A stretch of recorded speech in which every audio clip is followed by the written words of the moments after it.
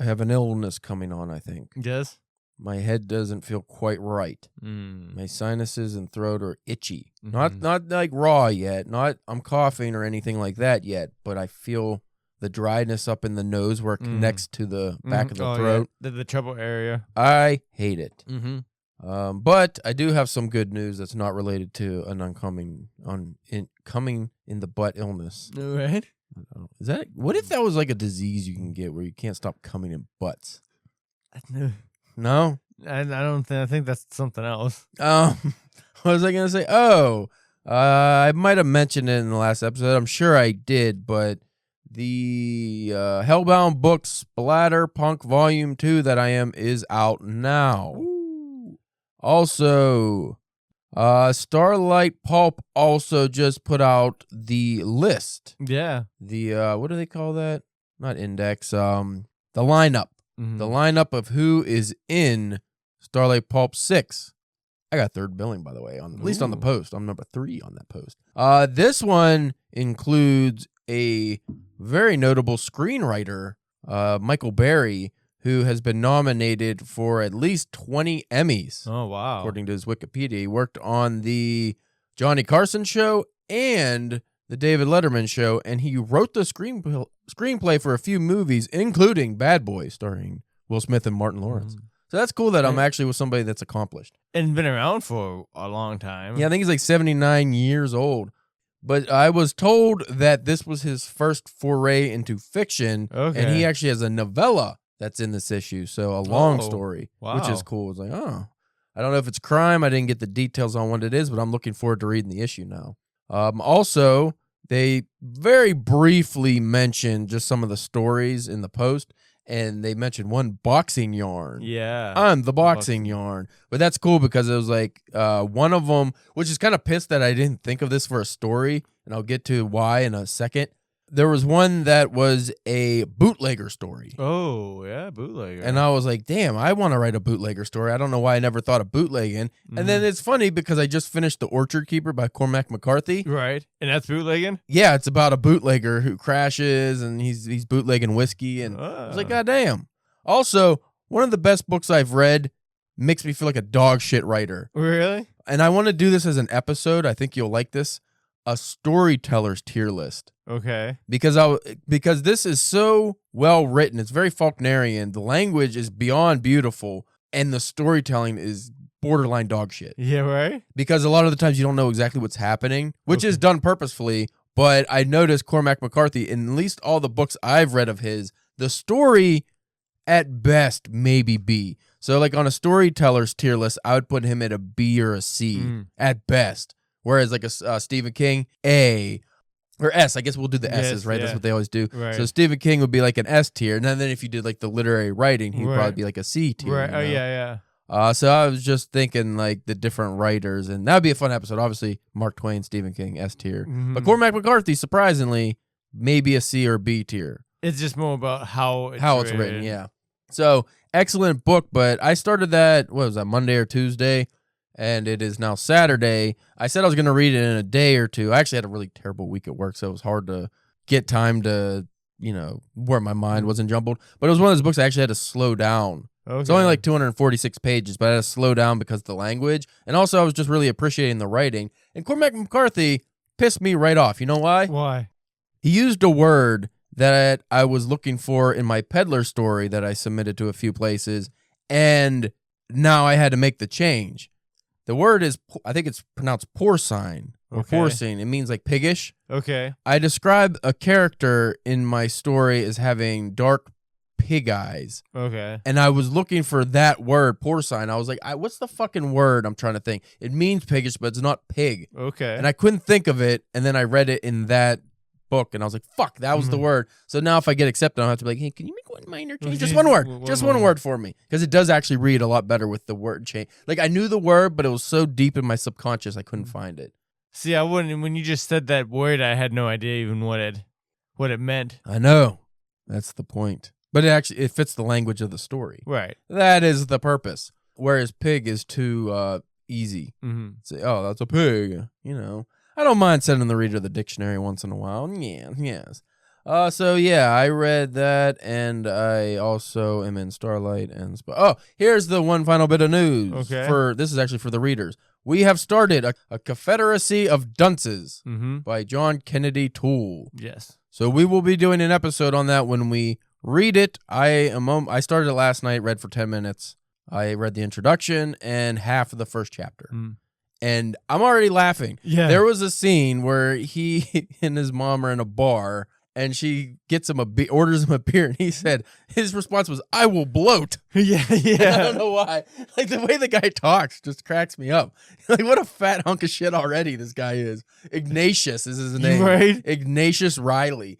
So I am looking forward to that, and we will have a detailed discussion. Maybe even I don't know if we'll do a book of the month episode or a series. What do you think? Maybe just a book of the month. Probably, yeah.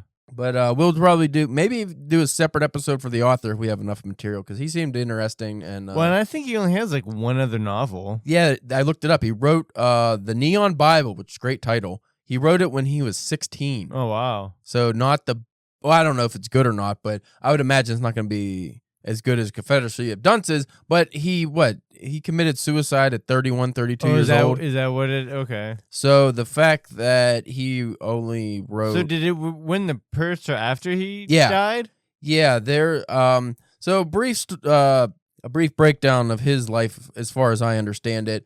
He wrote the Neon Bible at 16, which I think is like a Gothic book. Okay. Maybe a Flannery O'Connor Southern Gothic, because he really liked her, and I think that's what he wrote that book, like in that style. So completely different from Dunce's, I'd imagine. But he wrote this book in his, I forget when it said, later 20s maybe. But he submitted it to a few places. It got rejected. He got very depressed and killed himself because of it.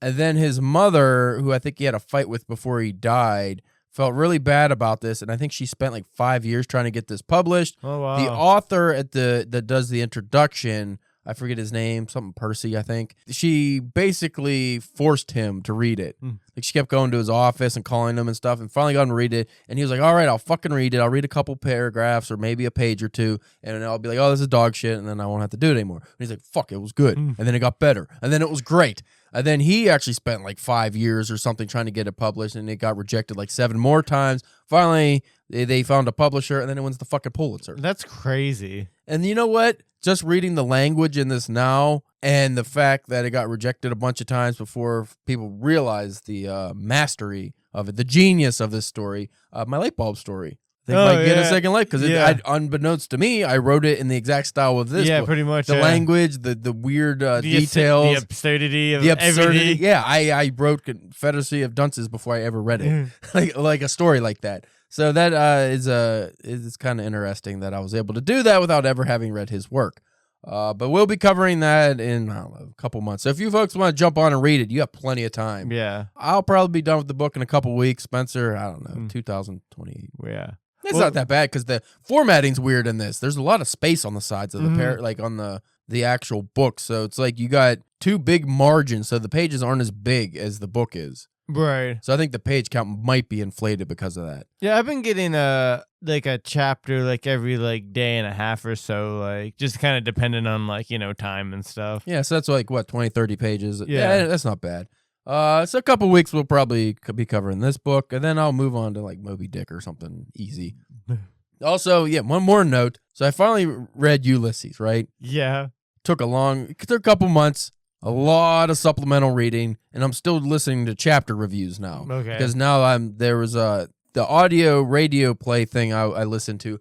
I finished that, but then they have every chapter a detailed scholarly discussion. Okay. So I've been listening to that, and I'm like halfway through those, and then I'm done with the fucking thing. Yeah. It's funny because I read such a difficult book that I went to The Orchard Keeper, and I was like, oh, this is refreshing, nice, easy read. And I read it in, 3-4 days or whatever. Yeah. I wasn't reading like big spurts, I was just reading here and there. Not a problem. Went right through it. When I looked up the reviews for it, apparently it's one of the more difficult books to read. Yeah. Apparently it's a very hard book to read, and it's, again, a William Faulkner, because this was his real Faulknerian book, because he was a big fan of William Faulkner. So, like The Sound and the Fury, like things are supposed to be very confusing and hard to read. I didn't realize that because I just read fucking Ulysses. So I was at such a high level that when I drop down, it's like playing in the NBA for 5 seasons, then you drop down to the G League. The G League is probably still filled with amazing athletes that any college player would struggle to play against. But because I was in the NBA for so long, I just dominated and scored 100 points a game. Like, I read the fucking Orchard Keeper, and it was really easy. But so if you read it, because I was going to suggest it to you, because it's actually written, not the language, obviously, but the storytelling style, like when the actual narration makes sense.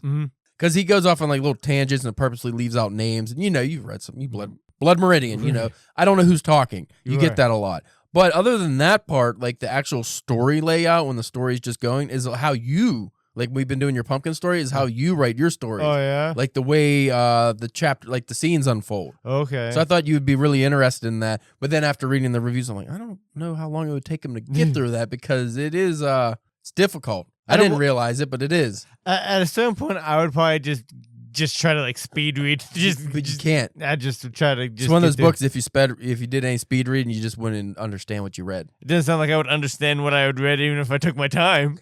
Yeah, that's possible. Anyway, we are at what's today? Part 2. Part 2. What was the episode? This is a BuzzFeed episode. Oh, I don't want to go back. We were discussing lines, right? Yeah. I think you saved it. I did. Oh, it doesn't matter. Skip to the end anyway. What were we? We ended on 25. 51 of the most beautiful sentences in literature. We ended on 25. As I remember, the list was dwindling down to not the best, near 25. So it might get worse. Yeah. So, yeah, stick around and we'll be discussing that.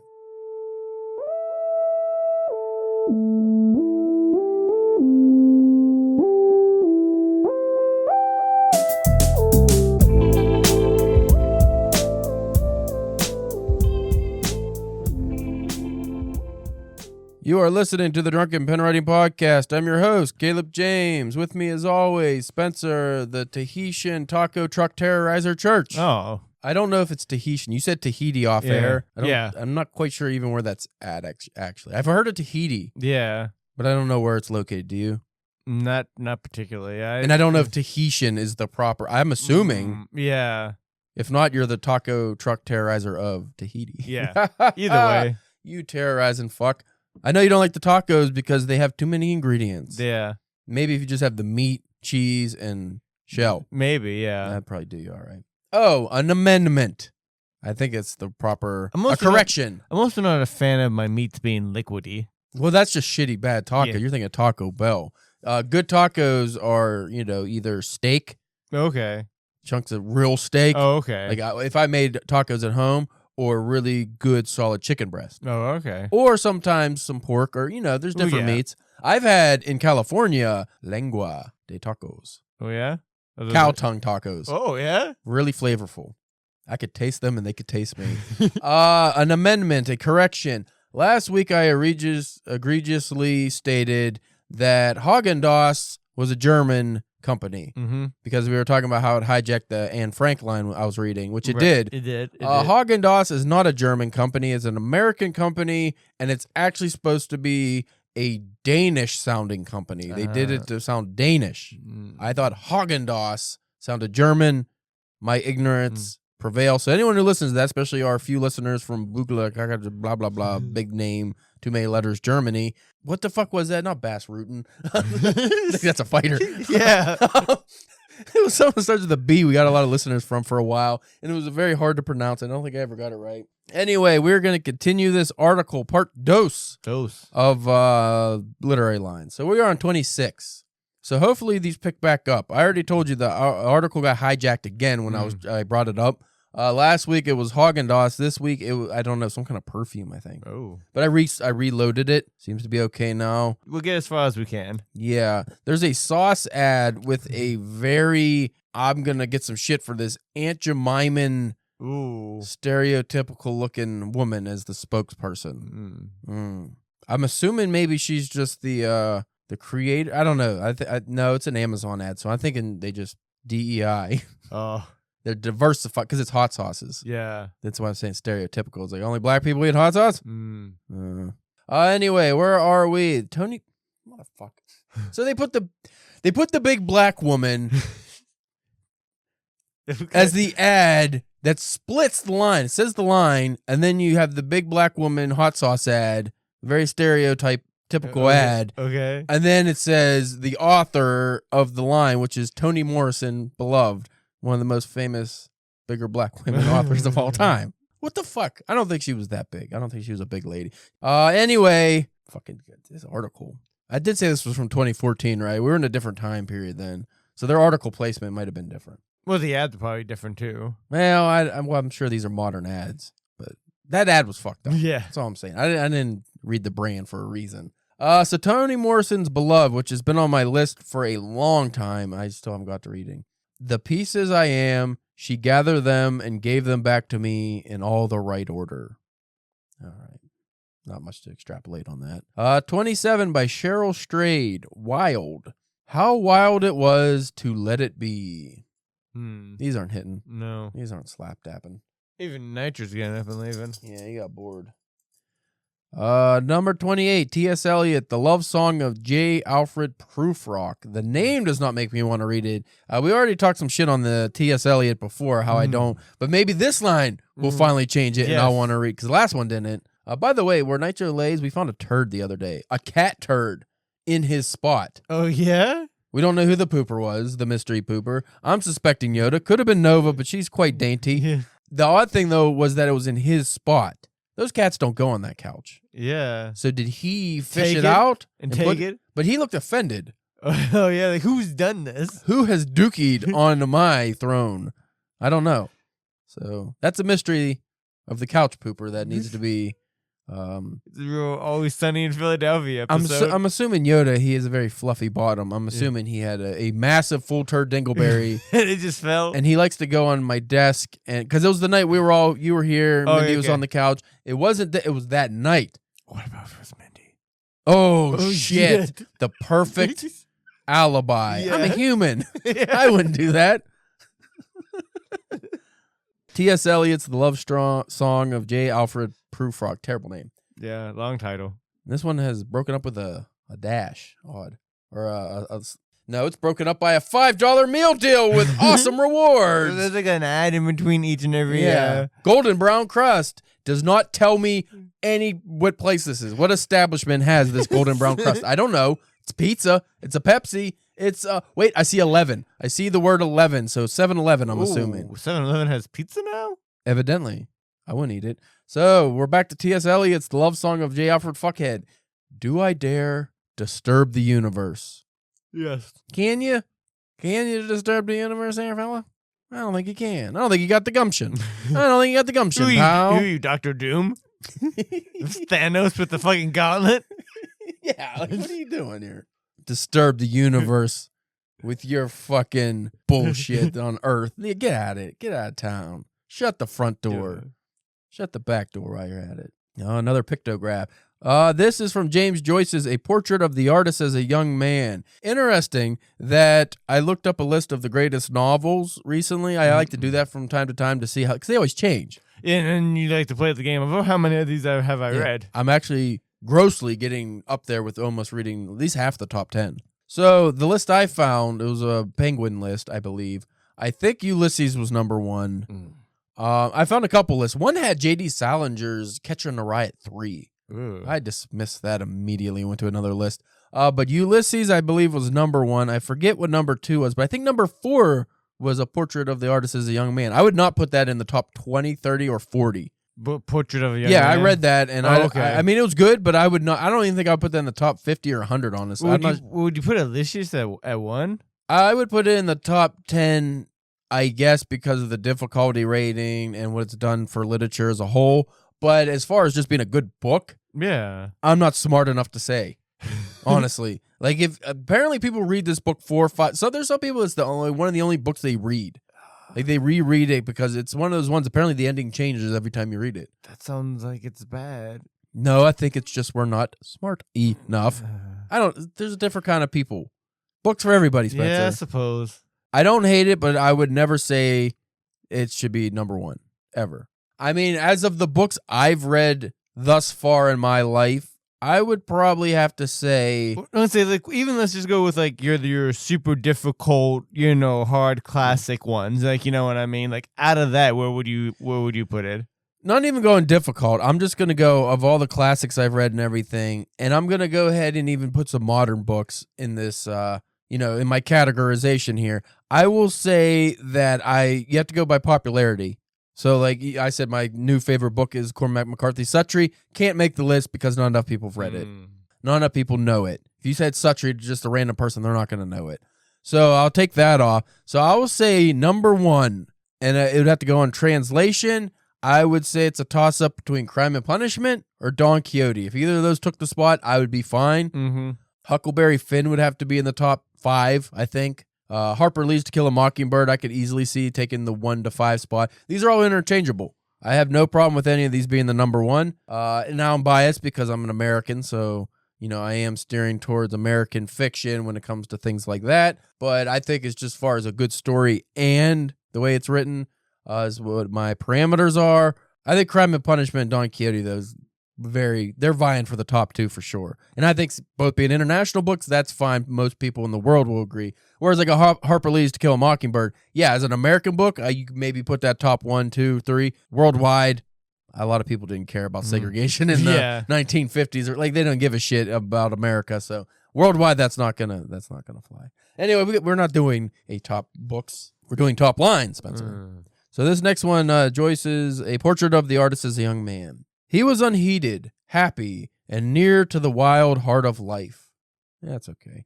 I always think it's funny when it's a book I've actually read, and then I'm like, out of all the great lines. Oh, you picked that one. Yeah, one that has no context and people do not understand. And that was the one good thing about reading that one shit article with all the paragraphs. You actually got a lot of the lines you recognize, but you actually got the whole context of it. And you're like, it's not as cool. Or sometimes it's better. But sometimes you need the whole, like the Murakami one, you need the whole paragraph to really appreciate it. The one about the storm. Yeah. It's like if you just have the line about going in the storm and not coming out the same, it sounds pretty. It works on a pictograph, but it's not quite what we're going for. Number 30. This is Gabriel Garcia Marquez, Love in the Time of Cholera. That's another book I need to read. I haven't read him, and I need to. Apparently, he's a great, great writer.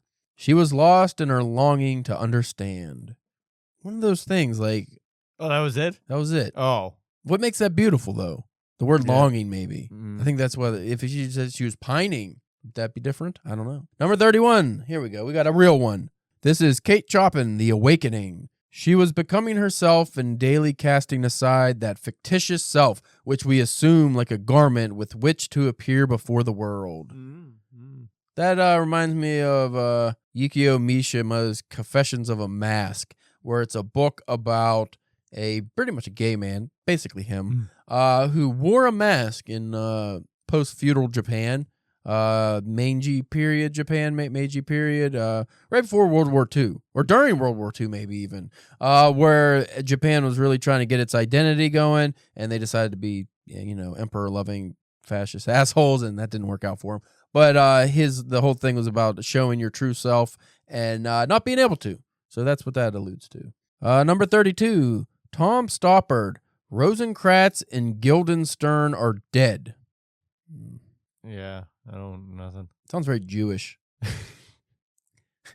32. We cross our bridges as we come to them and burn them behind us, with nothing to show for our progress except a memory of the smell of smoke and the presumption that once our eyes watered.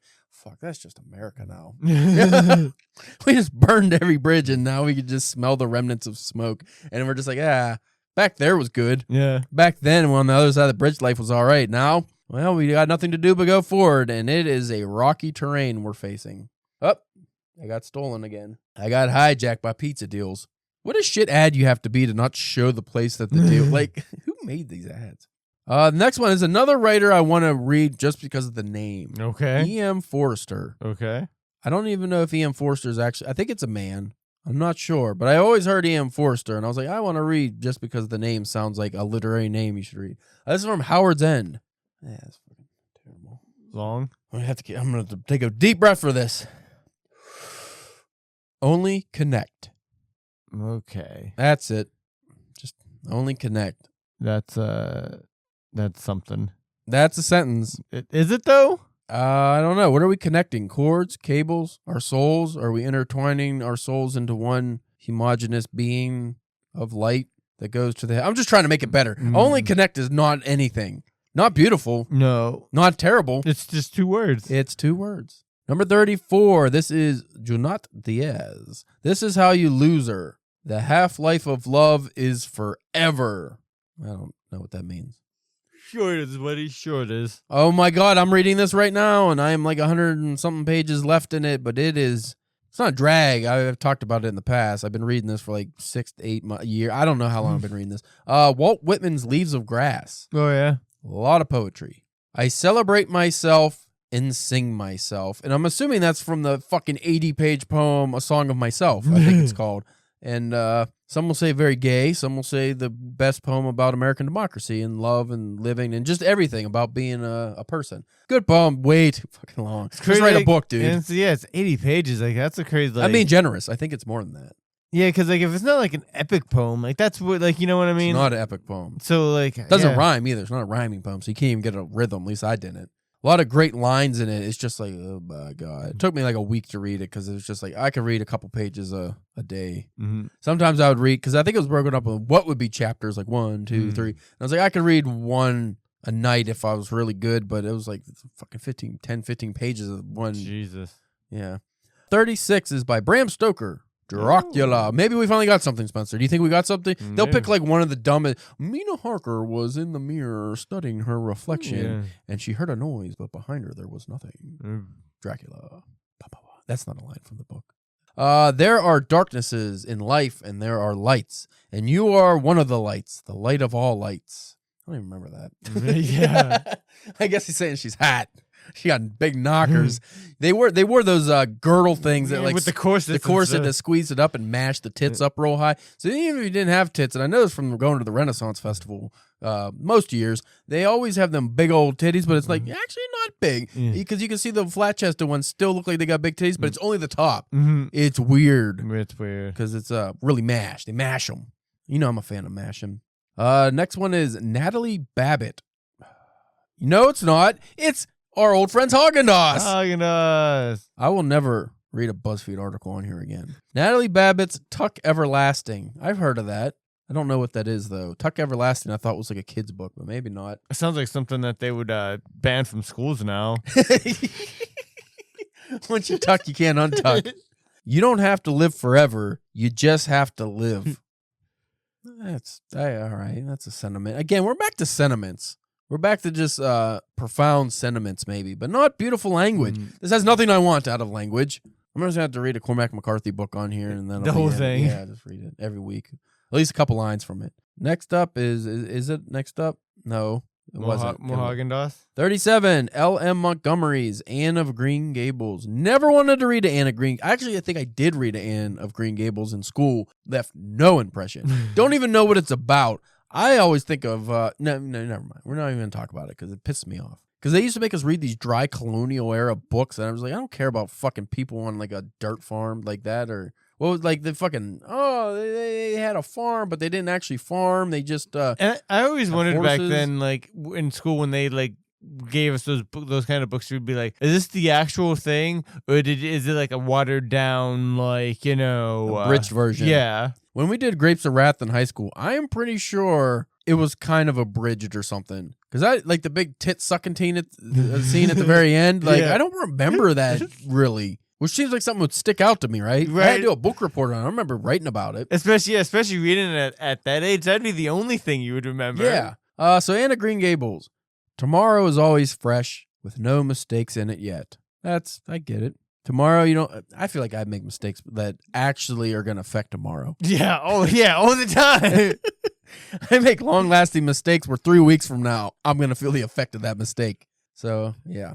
I'm feeling a mistake from yesterday already. It's kind of like a Final Destination scenario where it's like I laid the traps for myself. So tomorrow I'm going to make a mistake because I already set the traps for that mistake. I'm going to step into that fucking ankle clamper because I put it at the top of the stairs and I'm going to forget about it. You just home alone yourself. Yeah. I got the bucket of paint waiting for me. It's going to swing down and break my teeth. 38, Raymond Carver's What We Talk About When We Talk About Love. I fucking hate titles like that. I don't know why. It sounds like a self-help book. Yeah. I could hear the human noise we sat there making. He's thinking of farts. I just immediately think of That's when you've been reading too much Joyce. That's my human noise. He punctuated a lot of chapters with just a big fart. Like more than one, I think. Where a chapter just like a very profound sentence and then just ends with like spelled out like that. Spelled out. I appreciated it on the audio version. See, you're laughing. Yeah. It is supposed to be a comedy. Where were we? I was supposed to read this stupid thing about Raymond Carver's book. I could hear the human noise we sat there making, not one of us moving, not even when the room went dark. Yeah. You can hear your guts boiling. Charlotte Bronte's Jane Eyre is 39. Fuck you. I hate these ads. I would always rather be happy than dignified. All right. Yeah. Yeah. Is that saying she's getting boned illicitly and she'd rather do that than not be boned? You know what? I'm kind of in the mood for a toasted almond fudge state. Don't mind. Yeah. What about a pizza and a Pepsi for like $5? No. I'm all about the toasted almond fudge now. Charlotte Bronte, I just read that. Next one is S.E. Hinton's The Outsiders. We read this in school, and I think I liked it. Okay. List of most beautiful lines in fiction. Stay gold, pony boy. I I got hijacked by a shrimp ad. This is what people know. Stay gold, pony. Yes, like name a sentence from The Outsider. That's one. Yeah. We know that because what movie did they call Rob Lowe? Or maybe it was I think Peyton Manning called him Stay Gold Pony Boy from Rob Lowe was in The Outsiders, wasn't he? Yeah. That's why. Yeah, he was Pony Boy, wasn't he? I don't fucking know. I vaguely remember it. I'm sure people. I can't remember if he was Pony Boy or the one telling the person to stay. Tell him Pony Gold to stay golden. I'm just pretty sure at the celebrity roast to Rob Lowe, I think Peyton Manning said "Stay Gold, Pony Boy." And I was like, oh yeah, he was in The Outsiders, wasn't he? Next up, we're almost done with this stupid fucking list. W.B. Yeats. Ave wishes to the cloths of heaven. AEDH. I think that's a Celtic word or a Welsh. Celtic. Okay. Wishes of the cloth of heaven. Okay. I have spread my dreams under your feet. You tread softly because you. Oh, this is a good line. Come on. Stop being a child. How elementary of you. But probably sticky. A little bit. I have spread my dreams under your feet. Tread softly because you tread on my dreams. Fucking thinking of wet dreams is what you. I know what you were thinking. Firecracker steals shrimp. Panda Express. I can't even read the fucking. That's how shit this article is with the ads because every time I go to read the ad to be funny, it cuts to another ad. So I was trying to read the firecracker. It said something firecracker of shrimp. And Panda Express, but it immediately went to the pizza one again. Like I couldn't even read the shit ad they're in. So you don't want like this ad? How about this ad? You like this ad? I wrote a rant that I'm going to use in one of my stories in the future about those fucking assholes that are at every store like Walmart or Sam's Club that just sell you cable or electricity. Oh, shit. Yeah. And I'm pretty sure I go on a rant about how they're just a real life pop-up ad. Like I'll have to read that to you. Maybe I'll do it on air at the end of this if I remember. It's not polished. I just wrote it while I was driving because I was thinking about how irritated last time I came into one of those things were. Number 43, Langston Hughes, The Big C. For poems are like rainbows. They escape you quickly. Rainbows don't really move. I guess when you go for a rainbow, they disappear because it's a trick of the light. You can never catch her because it's always like, I don't know. Next up, Khaled Hosseini, The Kite Runner. That's a YA book. Is that where we're going now? YA? What the YA one was the best? I mean... I wondered if that was how forgiveness budded, not with the fanfare of epiphany, but with pain gathering its things, packing up and slipping away unannounced in the middle of the night. All right. This is more than 2 words. Yeah. F. Scott Fitzgerald, The Great Gatsby. 46. So we beat on. Boats. Come on. Come on. Quit this now. Sorry. Quit this tomfoolery. I'm getting punch drunk. We're almost done. So we beat on, boats against the current, borne back ceaseless. Haagen-Dazs. Fucking Haagen-Dazs. You read this. You should just know this line off by heart. This random line that's probably not anywhere in the top 50 best lines of this book, probably. Correct. So we beat on, boats against the current, borne back ceaselessly into the past. Do you even remember that? No. 47, William Shakespeare's Twelfth Night. Journeys end in lovers meeting. I've heard that many a time. It's about fucking. Everything's about fucking. Fucking and shitting. Two most important parts of human life. With good old Bill Shakespeare was all about the fucking. He was about fucking and farting. Farting, shitting and farting and fucking. In that order. 49 is J.K. Rowling's famous story, Haagen-Dazs add to Instacart. I fucking hate it. I fucking hate you, Haagen-Dazs. For those who don't know, I have a whey allergy, so if I eat ice cream, I swell up and die. So fuck you, Haagen-Dazs, for constantly making me look at your pictures. No, this is from Harry Potter and the Sorcerer's Stone. Oh, great. I'm told this is a great book. I should read it. Well, I used to be told that. Yeah. Now I'm told, fuck her, she ruined our favorite franchise that she created. Yeah. It does not do well to dwell on dreams and forget to live. Remember that. Yeah, fuck your butt. Number 50, Kurt Vonnegut's Slaughterhouse-Five. Ooh. Could we get a good one? Could we get a good one? Everything was beautiful and nothing hurt. Yeah. You could really just been like, you could see that. So it goes. That's the 2-line. That's the 2. So it goes. That's the 2-worder that you could have used. Like that's 3 words. Oh, whatever. So okay. it goes. Yeah. I still do that at work and nobody ever understands. Like a guy falls down, breaks his hip. So it goes. One guy has had a heart attack at work actually, and he was laying there, and the other guy, for some reason on the forklift, was just loading the truck around the guy. Literally, ambulance came, and he was dying on the ground. And he didn't die. They saved him. But he was. I pulled up when all this was happening. The guy was just loading the fucking beer truck around the dead guy. And then I was just went, so it goes. Because I guess you can't stop progress. 51, the last one on this list is by Cassandra Clare, The Infernal Devices. One must be careful of books and what is inside them, for words have the power to change us. I agree with that. List was mostly garbage. Yeah. Let me see what some of these comments says. You know what? I don't want to read those. Immediately get racist. Nah, just more Haagen-Dazs, please. That's my comment. Not enough Haagen-Dazs. Not enough Haagen-Dazs. Oh, my rant. We'll end on that. Any of those lines stick out to you on this list? Like I said, they were getting worse as the list seemed to go on. Less beautiful and more just about the sentiment. I don't know why, and maybe it's because I'm a jabroni. Maybe I am a Cormac McCarthy in the making, whereas I'm not going to be that good of a writer, but I'll use language that nobody wants to read. Maybe I write in a way that people hate. Maybe I just have an affinity for really good prose and what makes something beautiful, and I would rather read that than something that's overly sentimental or supposed to have a deep, profound message. But again, the context, if you had the full context of those, they probably are good. But just as a line, like most of those didn't stick out as anything of substance to me. So this is pretty long. So this was my unhinged rant, and these are basically almost like not bullet points, but just like when I would go to write this scene, I would work these out. So these are just like individual lines in paragraphs. So this is what I would say in my story if I were writing somebody encountering one of these assholes, and I'd probably build it up where this is like the 3rd or 4th time in the story they've been accosted by one of these fucking, oh, do you have save on energy? We got this thing for you. So this guy says, I'm already in a store shopping. I don't need some third-party asshole trying to sell me garbage I don't want. You're like an intrusive pop-up ad come to life, one that doesn't have an X button to click. But then it gets a little more heated. That's probably unjust. Why don't you get a real fucking job instead of scamming innocent shoppers? Your whole shitty business model is structured around going after socially inept introverts too polite and are awkward to tell you to fuck off.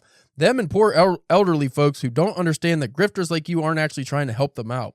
Your entire scummy existence is a joke. When you go to sleep tonight, no matter how great you might think you are, I want you to know that there is at least one person out there, me, who hates your goddamn guts. I wish you nothing but the absolute worst in life. I want all the bad things in the world to happen to you and only you.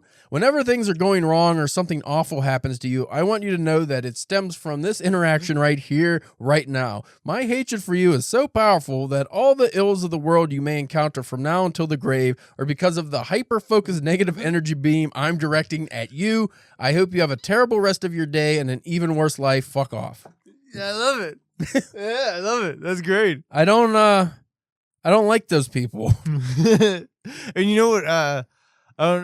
Somehow, if like depending on the story, you try to put that in, then you can just start throwing in like other people, like, you know. Yeah, And this is the place where I just write random lines I think of that I want to use. So I'm not exactly sure what this is supposed to be used for, but I just has something, I don't know what, sounded like shaking a tin can full of metal BBs and broken teeth. Ooh. That's descriptive. Yeah. I don't know why there'd be a tin can full of BBs and teeth. Yeah. Broken teeth. Probably because the BBs broke them. So yeah, that was my... Oh, this fucking dork. This fucking geek. We'll discuss that off air. So anyway, that was an episode. Next week, we are actually another part 2, though I'm not going to name it part 2. Maybe a month or 2 ago, maybe longer, I don't remember. We did an episode where the editor of Story Magazine did a Q&A, and we had a lot of really good information from that about submitting and how the process works. Well, I got sent an email for a part 2. The Q&A. So we'll probably do an episode on that and discuss it. And if I remember correctly, that was one of my favorite episodes, though I don't know if people liked it or I don't know. It's hard to say how many actual writers still listen to us versus just people who like smut. Like us talking about things of like the juices that come from a body. Yeah. A human body, animal, it doesn't matter. Just a body. Fluids. Fluids is a good word. Speaking of words, what's one of your favorite words? You know what mine is? What? Coagulate. Coagulate? I like coagulate. I think it's a good sounding word and it's kind of gross. Yes. Anyway, I don't know where I'm going, but we need to get out of here. Yeah. So, Spencer, you can find him, his OnlyFans. What are you this week? The Tahitian taco truck terrorizer. Yeah. You were, I hope it's not like a racist thing you're doing. No, I'm just like rocking them. I'm a mild nuisance, really. Mild nuisance. Yeah. You're just off to the side going, boo. Ooh, I'm not a fan of tacos. Quesadillas are better. You can follow us at DPW Podcast on Instagram, Facebook, Twitter, and YouTube. And you can check out my publication history. I have new links up on my publication tab, calebjamesk.com. Get my Splatterhouse book with the gay werewolf story. Get Starlight when it comes out. Also got a poetry collection I'm in coming out. I will put a link up when that's announced. I think that comes out in May. It's one of those things they always like. Do presses not like to do a run? Like a press run before, like at least a month before the thing comes out. They just like hey, a lot it's of out. Some of the ones I've been in recently. They're just like, it's out, yay! And it's like, why didn't you announce this for like a month to get people excited? I don't know. Anyway, thank you for listening, and we will check you out next week.